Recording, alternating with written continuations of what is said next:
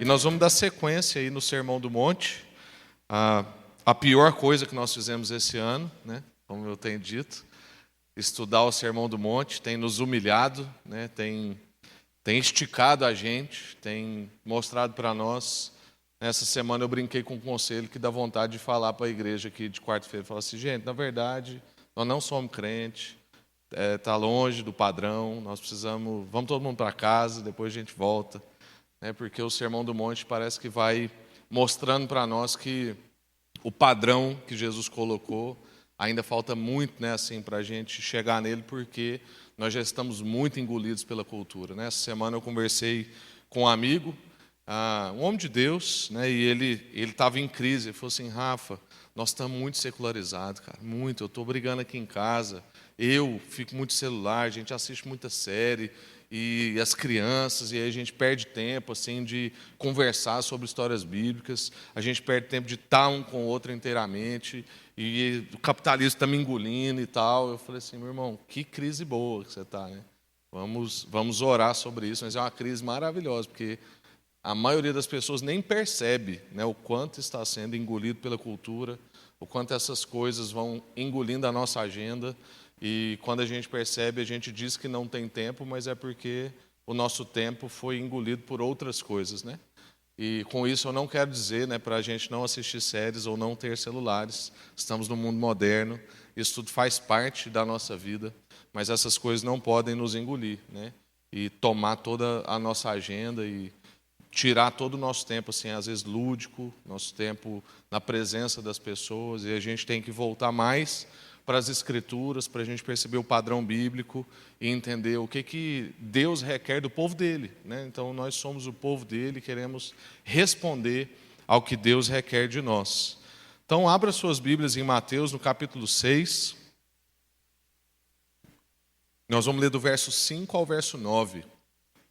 Isso que nós estamos dizendo aqui é muito importante, irmãos. Assim, enquanto a gente cantava esse trecho da música anterior, que a gente disse que quer que Deus seja o nosso fundamento, eu vou confiar somente em Ti, o Senhor é o meu fundamento, eu vou edificar minha vida em cima disso.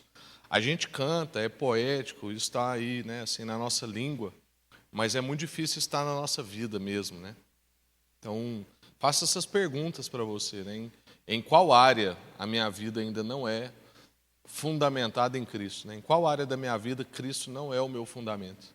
Porque se a gente for avaliar, a gente vai perceber que tem muitas áreas da nossa vida que nós mesmos edificamos, O fundamento foi nós mesmos que colocamos. E o fundamento não é o Senhor, Então, justamente porque a gente foi particionando, a nossa vida, a gente, então, coloca áreas onde Jesus é Senhor, mas Ele não tem sido Senhor, às vezes, da vida toda, E o Sermão do Monte traz esse desafio do senhorio de Cristo sobre toda a nossa vida. Tanto que lá na frente, o Sermão do Monte encerra Jesus fazendo a comparação do fundamento. Lá na frente, quando a gente chegar, Jesus vai falar, o sábio edifica sobre a rocha e o tolo edifica sobre a areia. E ele está dizendo que a rocha é ele. Então, todo aquele que ouve as minhas palavras e as pratica é como um sábio que construiu. Então, o fundamento da construção é ouvir o que Jesus está dizendo nesse sermão, desde o início que a gente começou a meditar, das bem-aventuranças, e praticar, Então, é ouvir e praticar, ouvir e praticar. Esse é o nosso desafio aqui, nessa série do Sermão do Monte. A nossa ênfase hoje está no Pai.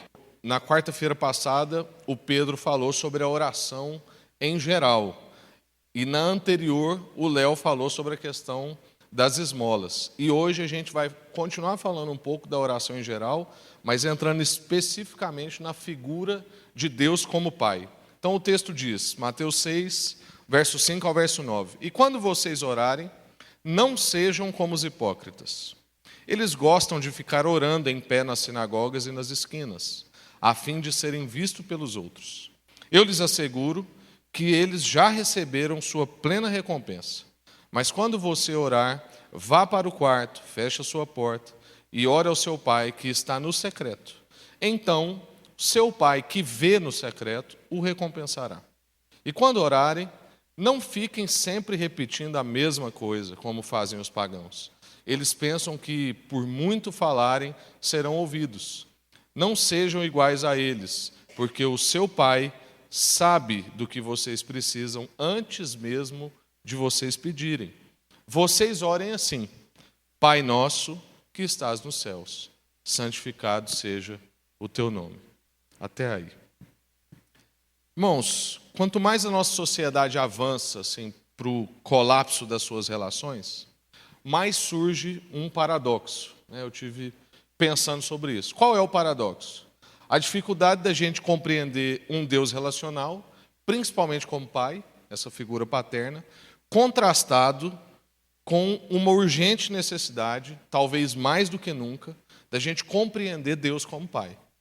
Ou seja, do mesmo jeito que é difícil compreender Deus como pai, nunca foi tão urgente que compreendamos. É mais ou menos isso que eu quero dizer. Então, quanto mais a sociedade avança para um colapso relacional, cada um vivendo a sua individualidade, guardando a sua individualidade, e tudo o que se diz hoje é sobre o que eu penso, eu sinto e eu quero.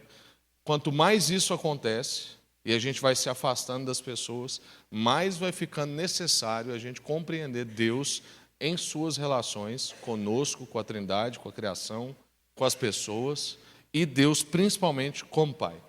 Eu não sei se você sabe, eu já disse isso aqui algumas vezes, mas 80% das pessoas presas, dos presidiários, não tem nome de pai registrado nos seus documentos. Várias mulheres, por exemplo, são traumatizadas por pais que adulteraram. A maioria dos abusos, por exemplo, também acontecem com alguém próximo na relação. Tudo isso vai fazendo a gente não conseguir, às vezes, compreender a figura de Deus como pai. Porque toda a nossa figura de pai vai sendo deturpada.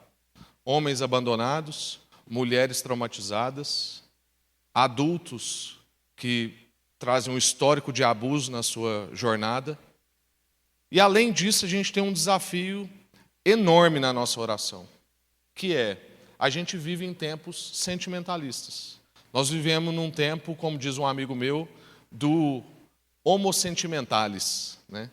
Ele trabalha esse conceito que a humanidade hoje está muito sentimental. Ele, inclusive, desenvolveu um estudo, acho que tem isso no YouTube, sobre o homem psicológico, que hoje todas as nossas reações, decisões, são baseadas no que a gente sente, como a gente está. Então, inclusive, dependendo de como eu estou, isso mexe no meu comportamento de compra, isso mexe na forma como eu lido com as pessoas, porque nós estamos nos tornando essas pessoas. E isso faz com que as nossas orações girem em torno de nós, das nossas vontades, dos nossos desejos e dos nossos sentimentos. Isso coloca a gente no centro e não Deus no centro. Então toda a nossa conversa com Deus vai sendo a respeito da gente mesmo, e do que a gente quer, e do que a gente sente, e do que a gente deseja. Então, diante desses fatos, irmãos, fica patente que quando a gente olha para Deus, a gente está olhando para Ele com categorias humanas. Então, quando eu tenho uma dificuldade de reconhecer Deus como Pai, porque eu tenho um histórico, talvez, de trauma, ou eu tenho um problema de orfandade, ou qualquer coisa nesse sentido, é porque eu estou colocando Deus sendo analisado por mim em categorias humanas e não segundo a sua palavra. Eu estou querendo enquadrar Deus na minha perspectiva. Por quê? Porque eu não estou investindo tempo suficiente em buscar compreender Deus a partir dele mesmo. Ou seja, a partir das Escrituras, do que ele diz a respeito de si mesmo. Então, ao invés da gente moldar a nossa vida a partir de uma compreensão bíblica, a gente está querendo moldar a Bíblia e Deus a partir das nossas lentes. Vou repetir. Ao invés da gente moldar a nossa vida a partir de uma compreensão bíblica, nós estamos querendo moldar a Bíblia e Deus a partir da nossa lente, da nossa ótica, da forma como a gente pensa, da forma como a gente sente e da forma como a gente vê. Então, talvez por isso que Jesus comece esse trecho que a gente leu dizendo primeiro o que não fazer. Dizendo primeiro o que não é. Para que a gente possa entender que a nossa lente, a nossa ótica, o que a gente acha, não é. O que é o que ele está dizendo. Qual o contexto desse texto? Jesus está usando aqui um tripé de entendimento nessa sessão. Qual é o tripé de entendimento? Esmolas, oração e jejum. Ele está querendo corrigir esse aspecto na vida das pessoas daquela época, que eram pessoas religiosas, que faziam esmolas, faziam orações e faziam jejum. Só que as pessoas começaram a entender isso como uma escala, como se fosse um novo recurso. Então, o que acontece? Eu estou lá querendo uma coisa de Deus. Aí eu vou e faço uma esmola, porque Deus gosta. Aí Deus continua não me dando aquilo que eu quero. Aí eu passo para a oração, porque aí vou falar com Deus, vou clamar, vou repetir as coisas. Vou falar com Deus disso todo dia. A Bíblia diz que se eu bater, a porta vai abrir e tal. Aí Deus continua sem dar aquilo que eu quero. Aí eu apelo. Aí eu apelo e faço jejum. Aí quando eu faço jejum é porque aí agora eu vou colocar Deus num lugar que não tem jeito dele não fazer o que eu quero. E tudo isso então está dizendo sobre mim, sobre o que eu quero, na hora que eu quero. E não sobre a vontade de Deus, conhecer a Deus e saber o que Ele quer. Por isso que Jesus está dando ênfase num tripé de entendimento, trabalhando esmolas, orações e jejum. Mais para frente na nossa série a gente vai chegar no jejum. Por enquanto nós estamos na oração e vamos ficar hoje só na perspectiva aqui do Pai. Mas o objetivo de Jesus então, irmãos, em todo o Sermão do Monte, nesse trecho aqui também, é purificar as nossas motivações. Como a gente está vendo desde o início. A lógica que Jesus quer trabalhar na gente é sempre uma lógica de trabalhar questões anteriores ao meu comportamento. Ele está indo falar sobre o nosso coração, ele está sempre falando sobre as nossas motivações. E depois, então, ele começa a entrar na nossa prática, como que a gente está vendo aqui. Então, Jesus começa falando o que não é, porque ele quer corrigir um comportamento e falar assim, olha, vocês têm um problema anterior. Não tem nenhum problema em dar esmolas, não tem nenhum problema em orar e não tem nenhum problema em jejuar. É isso que é para fazer. Só que o problema de vocês é anterior ao comportamento. E é isso que a gente precisa regular. Jesus quer trabalhar na gente uma consciência transformada, para a gente entender o porquê de cada coisa. Por que a gente se reúne? Por que a gente ora? Por que a gente faz jejum? Por que a gente contribui financeiramente? Entender o porquê dessas coisas e não simplesmente repetir comportamentos religiosos. Lembra o episódio que o Pedro falou aqui de quarta-feira passada? De um animal que estava lá, e aí passaram gerações e o povo foi colocando outro animal, o animal morria, ele colocava outro animal, e depois de muitos anos depois criou uma teoria em cima disso, uma teologia, uma religião. Para acontecer tal reunião tem que ter um animal lá. Por quê? Ninguém sabe, sempre foi assim. E a gente muitas vezes vai fazendo isso. Tem que contribuir, por quê? É importante orar, por quê? Jejum faz parte da vida cristã, por quê? Se já alguém falou para mim que estava fazendo jejum, eu até assustei. Falei, não escuto isso mais, quanto tempo?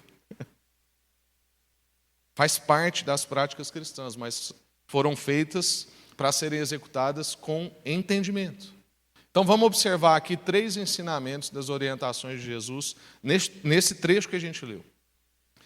O quarto das riquezas, que já foi mencionado aqui um pouco. O Carlão falou num domingo desses passado, o Pedro reforçou na quarta passada, e eu ainda quero continuar falando sobre esse quarto das orações, quarto das riquezas. Depois nós vamos falar sobre o Pai, o meu Pai, e depois sobre o nosso Pai. São 3 coisas que a gente percebe aqui nesse trecho que a gente leu.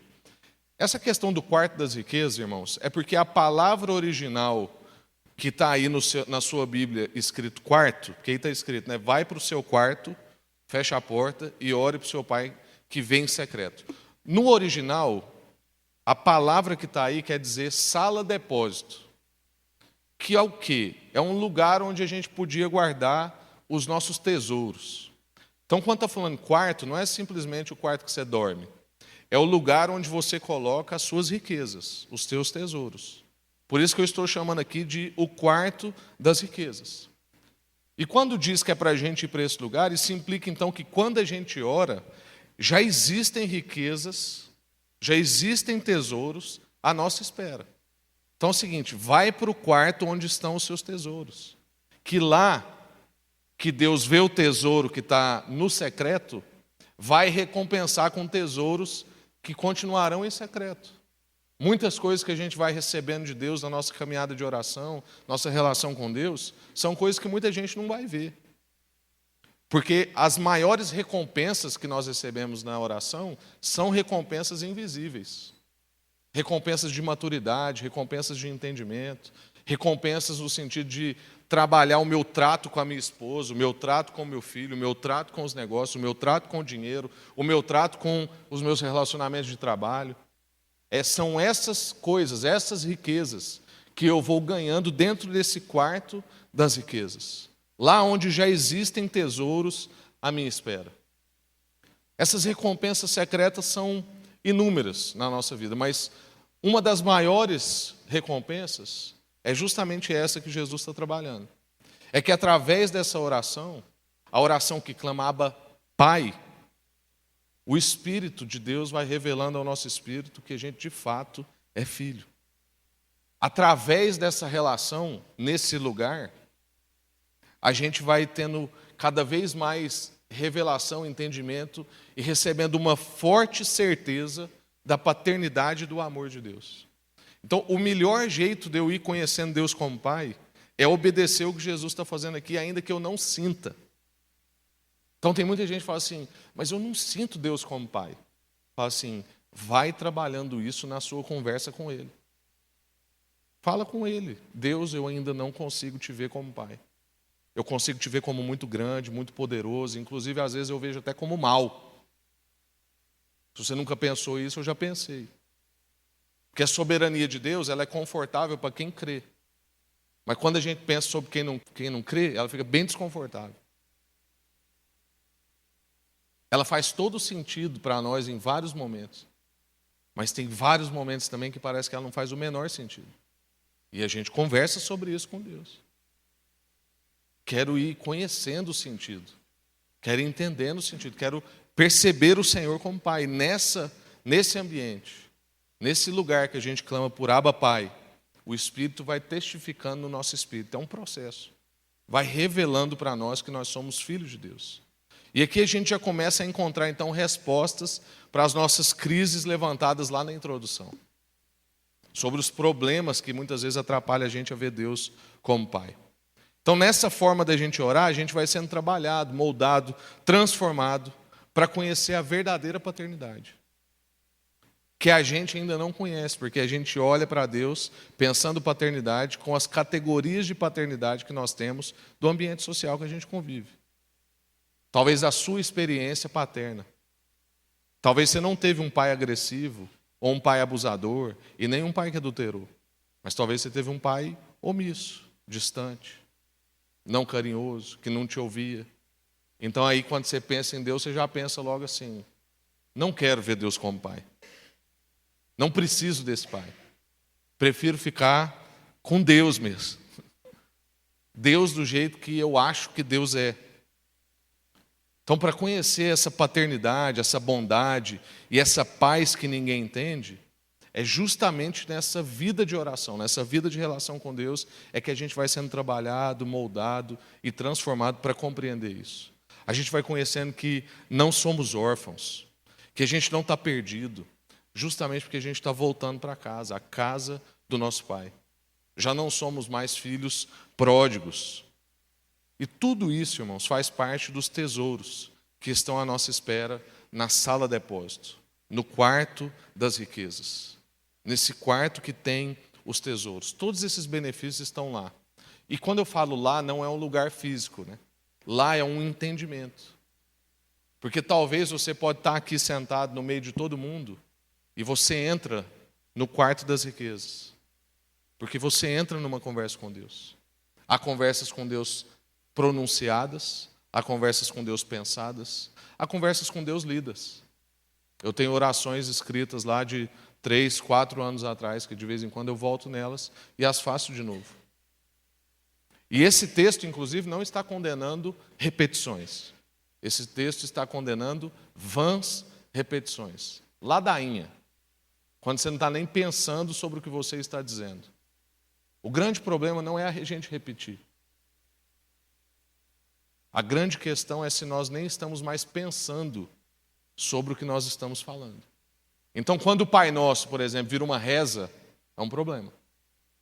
Mas quando o Pai Nosso se torna uma oração, porque eu quero entender tudo o que significa dentro dele, o que é esse Pai, por que ele é nosso, o que significa santificar o seu nome, o que implica clamar a vinda do reino, qual é a vontade de Deus que eu estou clamando. Então você pode orar o Pai Nosso todo dia, que você não esgota o entendimento que está dentro dele. Agora, você entra no carro e começa lá, Pai Nosso, estás no céu, santificado seja o seu nome, venha a nós o vosso reino. E aí, cada vez você vai até orando mais rápido. Ou então, quando você vai jogar futebol, Pai Nosso, estás no céu, santificado seja o seu nome. Não adianta, não é disso que Jesus está falando. Não é isso que ele está ensinando. O quartel também deve fazer isso, né? Outra coisa que a gente vai aprender, então. Então, a primeira coisa, o quarto da riqueza. Segunda coisa, o seu Pai. É o que o texto está dizendo antes de entrar na oração do Pai Nosso. Nessa parte, antes da gente entrar na oração que Jesus ensina, a gente vai perceber que Jesus ainda está reforçando para nós a paternidade de Deus. Jesus sabe da nossa dificuldade de entender Deus como Pai. Nessa época que Jesus falou isso aqui, irmãos, era um escândalo. Ninguém antes de Jesus tinha chamado Deus de Pai. Esse é o maior feito que Jesus veio fazer na nossa vida. É mostrar para nós que a nossa relação com Deus não é uma relação com uma divindade, mas é uma relação com um pai de família, que está formando uma família. Então Jesus sabe disso, e é por isso que ele está insistindo nisso aqui. Quando ele fala assim, o seu pai que vem em secreto, ele está dando uma ênfase nessa coisa do seu pai, porque ele quer reforçar a paternidade de Deus. Ele está quebrando uma fortaleza que nos impede de ver Deus como pessoal, amoroso, próximo, paterno, pai. Ele está reforçando o seguinte: você não vai falar com uma divindade. Você não vai conversar com deuses manipuláveis. Por isso que não vai adiantar você fazer a sequência. Dar esmolas, fazer orações, em último recurso, jejuar. Porque você não está conversando com esse tipo de ser, que mexe dependendo do quanto você pede, dependendo do quanto de sacrifício você faz, e aí então ele vai lá e te responde e te entrega o que você quer. Não. O que Jesus está dizendo é que você está diante do seu Pai, que te inseriu numa família e que te colocou dentro de uma nova realidade. A realidade que ele inaugurou, o reino de Deus. Então o que Jesus diz é, não entre nessa conversa com palavras vazias. Por isso que ele vai condenar vãs repetições. Não entre nessa conversa com falatório, repetições sem sentidos, discurso manipulador. Porque tem gente, por exemplo, que não faz jejum para alcançar entendimento. Faz jejum para Deus ficar com dó da greve de fome que ele está fazendo. Olha o tanto que eu estou sofrendo, Deus, eu estou aqui, queria tanto aquela Coca-Cola, queria tanto assistir televisão, porque tem jeito de fazer jejum de um tanto de coisa, né? Me dá logo o que eu quero. Abrevia o tempo do sofrimento. Não é com repetição sem sentido, nem com discurso manipulador. A gente entra como quem está falando com esse pai que nos inseriu dentro de uma família e que nos apresenta uma nova realidade. E quantas vezes a gente fica repetindo a mesma coisa? A gente não quer a relação, mas só quer o benefício. Quem tem filho pequeno sabe do que eu estou falando. O Daniel, que é um amigo nosso lá de São Paulo, está na mesma série, né? E eu estava ouvindo o que ele compartilhou lá na nossa igreja em São Paulo, e ele deu um exemplo dele com a Sarinha, que é a filha dele. Ela é fã de Frozen, né, que é o desenho. E aí ele caiu na bobagem, ele estava nos Estados Unidos pregando lá numa igreja, e caiu na bobagem de falar para ela que ele ia levar um vestido da Frozen. Acabou. Toda vez que ele ligava para falar com ela, ele falava assim, oi filha, como é que você está? Aí ela falava assim, comprou meu vestido da Frozen? Aí ele, filho, vou comprar depois, como é que você está? Não sei o quê. Eu quero meu vestido da Frozen. Aí passava 2 dias, ele ligava de novo. Oi filho, tudo bem? Ela, cadê meu vestido da Frozen? Aí ele, nossa, mas que saco, eu não devia ter contado esse negócio e tal. Aí ele chegou em casa depois de um tanto de tempo, chegou com muita saudade, ele tinha ficado alguns dias, acho que uns 20 dias fora. Aí, cheio de saudade, abriu os braços. Oi, filha, cadê meu abraço? Aí ela falou assim, cadê meu vestido da Frozen? E aí ele falou assim, gente, ser Deus deve ser muito chato. Porque é isso que a gente faz com Deus o tempo inteiro. Tem toda uma escritura, tem toda uma palavra que revela a vontade de Deus. Às vezes Deus quer saber como é que eu estou, e eu só quero o vestido da Frozen. Cadê meu vestido da Frozen? Que saudade o quê? Cadê meu vestido da Frozen? E a gente é desse jeito. Porque a gente às vezes quer relacionar com as pessoas e isso reflete na relação com Deus, só na perspectiva do benefício. A terceira coisa que eu disse que a gente aprende é o Pai Nosso.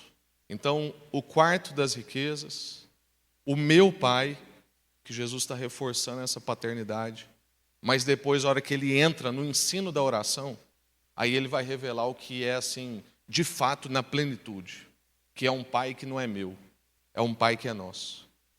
Agora, quando Jesus entra no ensino da oração, ele entra na consciência.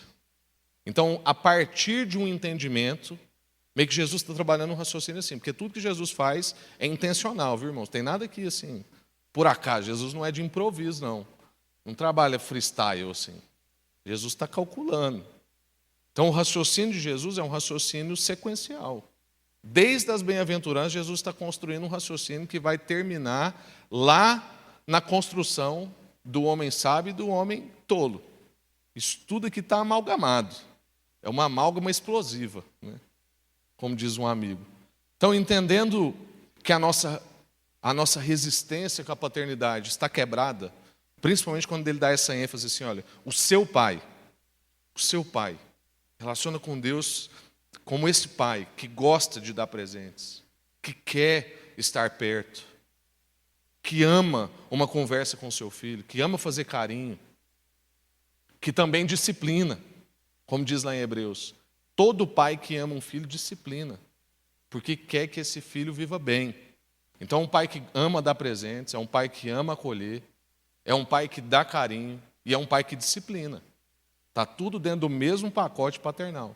E aí, entendendo que a nossa resistência com a paternidade vai sendo quebrada, agora Jesus quer ensinar para nós que nós não somos filhos individuais. Que a gente não é um coletivo de eus, um coletivo de indivíduos, mas nós somos uma comunidade, um povo, uma família.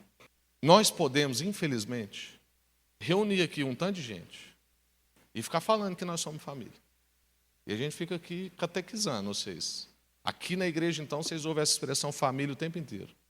Porque isso vai quebrando paradigmas que a gente tem de outro lugar. Mas se a gente não entender isso, ou a gente começar a achar que ser família é ter relacionamento com o pastor, entre outros desvios que a gente pode ter, então isso aqui não é uma comunidade. Isso aqui é um ajuntamento de eus, de indivíduos. Infelizmente, existem muitas igrejas que são assim. É muito semelhante, por exemplo, o ajuntamento de uma igreja, às vezes, com o ajuntamento num show. E qual deveria ser a diferença? É que no show são vários indivíduos contemplando a sua individualidade. Então, eu não vou para um show pensando se a pessoa do meu lado está curtindo bem, se ela está confortável, como é que ela está se sentindo, assim, será que está valendo o dinheiro que ela pagou? Não. Estou querendo saber se o show está bom para mim. Eu paguei, eu estou aqui, eu não estou num lugar bom, acho que eu vou trocar de lugar. E aí tem um ajuntamento ali, é muita gente, mas é um coletivo de eus, todos celebrando a própria individualidade. O seu dinheiro, o seu prazer, o seu desejo. Infelizmente, nós podemos nos ajuntar assim como igreja. Um ajuntamento de um tanto de gente, cada um buscando o seu milagre. O seu milagre, a sua vontade, o seu desejo. E aqui Jesus está quebrando isso. Quando ele diz que é o Pai Nosso, o nosso Pai, ele está dizendo para nós que a gente foi inserido dentro de uma comunidade, para viver como comunidade, um povo, uma família. Ele vai ensinando que toda a sua vontade é manifesta comunitariamente, sempre numa consciência de família. Deus não faz promessas para a individualidade. As promessas de Deus na Escritura são promessas de povo, são promessas de família, são promessas para tu e tua casa, são promessas para você e a sua descendência. Lembrando que descendência é um caminho de descida, é um caminho difícil mesmo. Quem tem problema no joelho sabe que descer é sempre mais difícil que subir. Acho que é por isso que Deus enfatiza tanto um caminho de descendência e que Jesus fez um caminho de descendência. E está abençoando toda a descendência. E uma imagem que ajuda a gente a entender isso bem é a imagem do filho pródigo. Essa é uma parábola que fala sobre o pai. Na verdade, esse negócio das nossas Bíblias ter título em cima atrapalha a gente, né? Porque está lá, parábola do filho pródigo. Poderia ser a parábola do pai misericordioso. Em algumas óticas, para mim, por exemplo, várias vezes, poderia ser a parábola do filho mais velho. Muitas vezes aqueles títulos lá te confundem, tá? Não compre aqueles títulos. Aquilo lá não faz parte da inerrância das Escrituras. O texto faz, o título não. O título é quem está editando o texto está colocando. O que a parábola do filho pródigo vai mostrar para nós? Um pai que ama. Um pai que quer a relação. Um pai que quer ser conhecido. Um pai que quer apresentar a família. Então é um pai que, mesmo tendo liberado, espera o retorno. É um pai que quer a relação e quer ser conhecido. Porque uma coisa que a gente observa nos dois filhos é que, infelizmente, nenhum dos dois conhecia o pai. Ambos lidavam com o pai como empregado. O mais novo que pediu a herança e foi embora. E o mais velho que ficou, mas achava que não podia matar um cabrito para ele. Porque estava cuidando do business.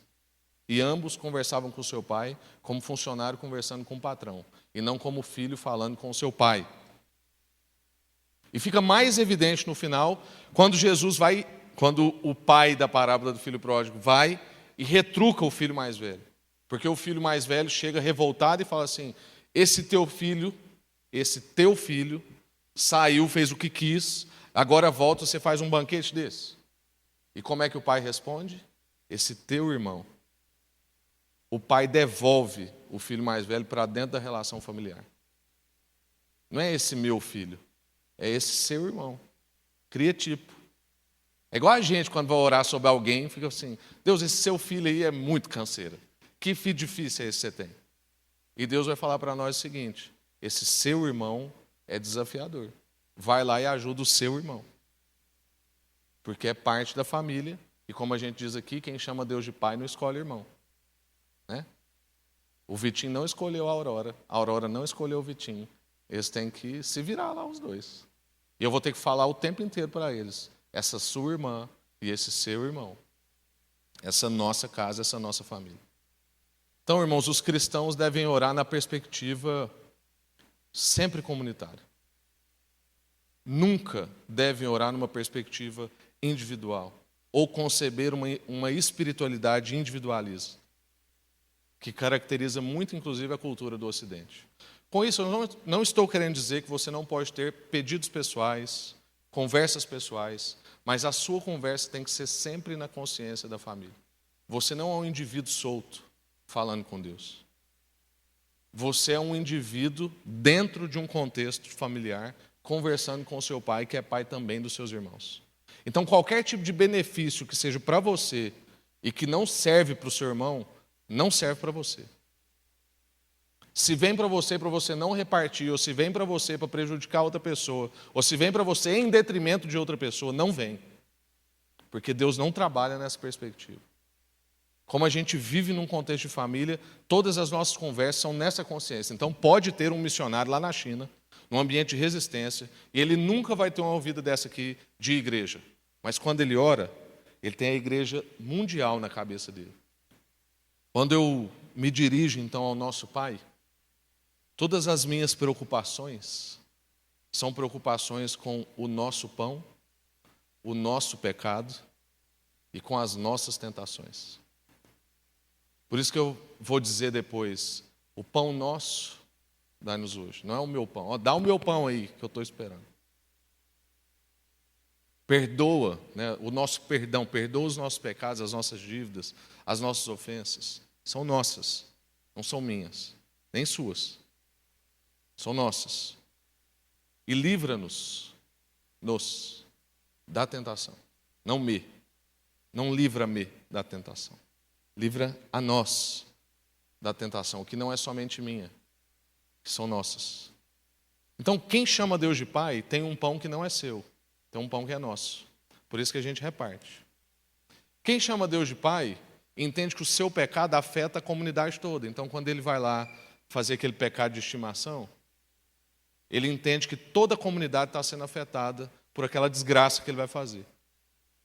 Então, ele pensa mais vezes antes de cometer, porque ele está afetando todo um povo. Porque Deus quis que fosse assim. Uma junção, uma ligação, uma comunidade. Então, quando a gente pede pelos nossos pecados. Do mesmo jeito que quando eu estou pensando em tentação, não estou pensando só na minha. Estou pensando na nossa tentação. Concluindo, irmãos. Então, o convite de Jesus é para a gente compreender de fato que Ele está apresentando para nós uma nova realidade. Qual é essa nova realidade? A realidade do Evangelho. Uma excelente notícia. A notícia de que aquele Deus que é apresentado no Velho Testamento, o Deus que fez promessas a Abraão, a Moisés, a Davi, aquele Deus que disse que formaria uma família, que trabalharia na descendência dessas pessoas, esse Deus agora apresenta para nós que nós somos esse povo e essa família que Ele estava construindo. Que agora, nesse tempo, essa notícia chegou. Essa notícia é para agora, esse tempo que a gente vive, a partir de Cristo. Tudo aquilo que Deus anunciava em Abraão, Moisés, Davi, em todo o Velho Testamento, cumpriu-se em Cristo Jesus. E agora nós somos inseridos dentro dessa nova realidade, a realidade da adoção. Antes ninguém conhecia Deus como Pai e ninguém via Deus na perspectiva de uma família. Mas em Cristo a gente começou a ver Deus como Pai, o povo como família, e a nossa jornada daqui para frente é a jornada de um povo familiar redimido. Como um pai que quer receber os seus filhos pródigos, agora todos nós somos convidados a nos achegar a eles, independente se você comeu comida de porco ontem, se você rolou com porcos hoje, se você fez coisas no seu passado, ou seu pai fez, ou seu avô fez, não interessa. Esse Deus, na representatividade desse pai, quer receber todos os seus filhos pródigos que estão por aí. Essa é a excelente notícia. Não é um pai segundo as nossas convicções humanas, mas é um pai fiel, um pai constante, que não muda de opinião, não varia, um pai protetor, que guarda todos os seus, um pai disciplinador, que educa os seus filhos, e um pai guardador da aliança, que cumpre as suas promessas. Esse é o nosso Pai. É para Ele que a gente diz Pai Nosso. Amém? Graças a Deus. Senhor, muito obrigado por essa noite, pela sua palavra, por o Senhor revelar para nós que o Senhor é Pai. E o Senhor é Pai segundo o que o Senhor diz que Pai é. E nós queremos aprender, Deus, nas Escrituras, como que esse Pai se revela. Como que esse Pai se revela um Pai fiel, um Pai constante, um Pai acolhedor, um Pai guardador da aliança, um Pai que disciplina, um Pai que cumpre as suas promessas. Queremos conhecer esse Pai. Faz, ó Deus, cada dia mais na nossa mente e no nosso coração, a gente conhecer a nossa filiação no Senhor. Essa é uma excelente notícia. O Deus que contou a história durante milhares de anos está cumprindo a sua história, juntando um povo para dentro da sua família. E o Senhor nos deu o privilégio de sermos chamados seus filhos e poder relacionar com o Senhor como um pai. Um pai. Um pai na melhor plenitude do que um pai pode ser. Não o pai do meu trauma, não o pai do meu abandono, não o pai do meu abuso, não o pai do meu adultério, não o pai omisso, mas o pai que o Senhor se revela nas Escrituras. Ajuda-nos a ver o Senhor como o Senhor é, e não segundo as nossas categorias. Em nome de Jesus, traz cura aqui sobre nós hoje, ó Deus. Como eu pedi para o Senhor, promove cura. Pessoas aqui que têm dificuldade, ó Deus, com essa figura paterna. Gente que tem dificuldade em confiar no Senhor, porque tem medo, porque talvez sua referência paterna não foi ideal. Promove cura na vida dessas pessoas, ó Deus. Em nome de Jesus, o Senhor é poderoso, restaura o nosso coração, atrai a nossa atenção, transforma o nosso entendimento. E que cada vez que a gente for para esse quarto das riquezas, a gente encontre os tesouros que já estão lá. Tesouros de entendimento, tesouros de conhecimento, tesouro que revela a sua paternidade, Deus. A certeza de que o Senhor é o meu Pai e que o Senhor é o nosso Pai. Em nome de Jesus. Amém. Graças a Deus.